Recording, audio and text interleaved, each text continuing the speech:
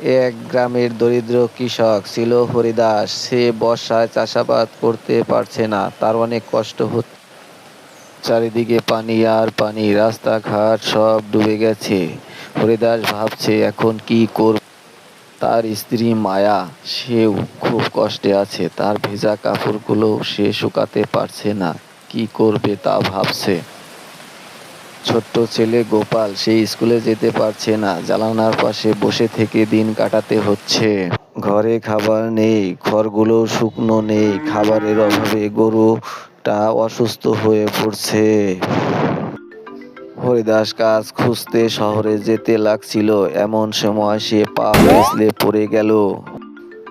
গ্রামের সবাই খুব কষ্টে দিন কাটাতে লাগলো।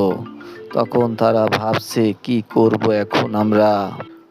হঠাৎ করে একদিন রোদ উঠে সব শুকিয়ে যায়, আবার সবার মুখে হাসি ফিরে আসে।